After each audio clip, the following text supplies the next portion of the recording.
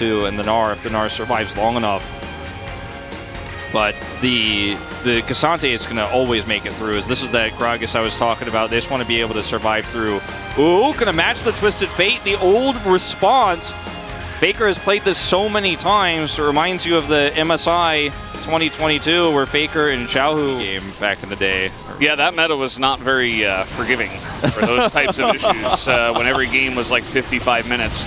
Fun times. Here comes the Destiny Gate as they are looking to collapse hardcore, but in they go a little bit too deep. Faker with the zoning ult. 3-man taunt as he's just trying to help his team kill Cuz, and that he will. Now the turn comes in. Cuz will go down. Everybody's really low here against the Zeri, though. Yeah, the Zeri coming in. Another double knock-up as Owner super low, Faker super low, and now we do have level 6 for Guma. He's trying to turn it around, but so many kills going the way the side of KT. Because it's so hyped, man. Because he knows this. Talking about Zeus, man. You have no flash. He's got ult. Uh-oh. Zeus is in so much trouble. Gold card comes in. The Q should be enough. Stops him mid-hop, and they give that kill to BDD. As now he is 3-0. Yeah, and Keen's not going to just get more pick potential. Speaking of which, looking for this now as Faker is here with the counter ultimate. Owner going in, they're trying to burst down the Vi. Do they have enough damage? The Q from Faker goes on a BDD, not onto Cuz. Now he's in some trouble. It's 2v2. Looks like it should go the way of KT as Cuz will survive. They're looking to take down Owner, but he's going to get the execute. And maybe now he's going to turn it around. Somehow, some way, BDD flashes and gets away with a kill. How did he manage that? Unbelievable. BDD makes it good enough. They will smack you down if you go a little bit too far, and I feel like we're seeing a little bit of that once again here early on in Game 4. Now it is Chemtech Soul, so this is pretty huge. Okay, hold on. Here we go, going deep, and this is what this comp can do. There is no escape for Guma. He doesn't have ult, he doesn't have flash. Guess what? He used it desperately to try to kill BDD. Carrier here looks like he will survive. Okay, a little bit of a flank, but Zeus is not a Mega Gnar. He's desperately trying to kill a TF, and he will as Boomerang comes out. The damage from aiming is pretty huge, though. We might have a second Zeri moment as he picks up 2 more kills. Yeah, and now they're trying to defend this turret. Will not be successful, and aiming is going to pick up that as well. So first turret over to the side of Long. There's just nothing he can do. They know he doesn't have ult. Yeah, and from ahead this comp, I mean, you can be anywhere as Keen is in a little bit of trouble, does have the counter-strike. They're just cutting him out, is able to kick him farther away, but it might not matter as Keen should go down. One more auto, and Zeus does pick that up. So all of a sudden, you know, Zeus with the shutdown and an extra. Carrier looking for an aggressive play here with Owner. They could get caught. Twisted Fatal. Here we go once again. Might have a little bit of a team fight. Faker's all the way up in the top lane. He could TP. Okay, he is going to TP into this one. We are opting into a 5v5 as KT. Yeah, Keen here looking for the follow-up. Might not matter, but will it as the Vi is getting low. They take out the Vi. KT went a little bit too fast. And Furious, they do get the, you know, you got to be careful. They still have insane amounts of CC. Like, yeah, you are a Vi and you are ahead, your team's ahead. As I say that, they are just going to ham-fist it underneath this turret. Let's see how deep they can go as Cuz is living, and he will open up 2 kills more for the Zeri. 100% worth, you know, because you have the damage to do this, and there's no cross-map where your solo laners need to be. There's actually nothing really to. Baron is up. T1 are going to force down this mid-turret.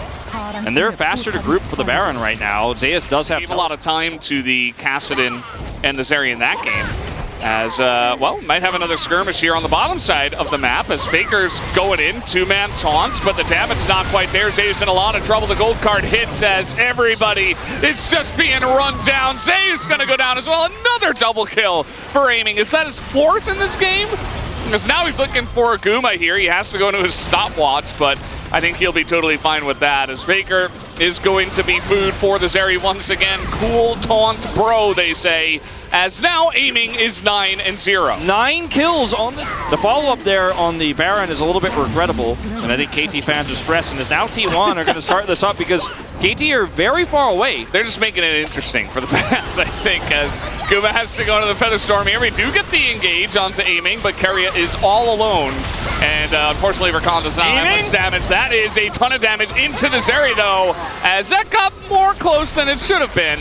But they still will win the fight. It's out there. If she dies, maybe a different story. Maybe T1 can actually contest, but it's 3 kills going over now. That is Baron. And now, very likely the game going into KT Rolster's favor to bring us to Silver Scrapes, Fire Cannon. And all these turrets just falling by the wayside. Yeah. Guma can't even farm freely, so the massive damage they have in the backline, the Jax, the Zeri. They are really trying to force this turret down, and yeah, they're gonna get it, but Faker might just die as he is gonna ult away. Look at aiming on the long con flank. He's coming all the way around. Not much of a wombo combo here, but the 5 are together as aiming's still not here, and it might not matter as finally they will take out Keen. It matters a lot, though. He's not here. He did nothing. They're gonna get get the combo. Let's see if they can actually get aiming. Here's the damage. Looked very scary there for a second. But ultimately, it is still going to be the solo going over here to KT Rolster. You mean the Elder Spawner?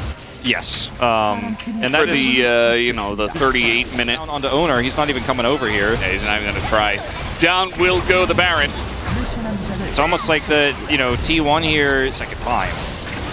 In they go. Just trying to slowly chip away at these turrets. Yeah, the damage is real here. The Runan's just chipping away at multiple people at once, as you can see. Yep. Extendo beam.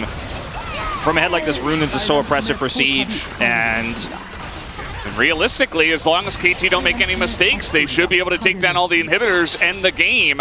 I cannot believe it. I cannot believe we're going to 5. It looks like Valdez. Looks like it. Pony knew the whole time. He knew, man. He's always right with these preds. It's scary. The only 3-2 predictors is in a lot of trouble here. He's going to have to back away. Owner is dead. It's desperation moment for T1 as they cannot stop the onslaught of KT at the end of this game.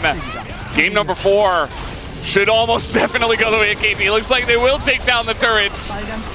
Although T1 are desperate to try to stop it once again. They get in. Finally, a charm is hitting, but it does not matter. Down will go the turrets, and we will have Silver Scrapes in the Telecom War. Telecom War, round 2, top of the bracket. KT picked this team. Lehens is waving to the crowd here, and man, was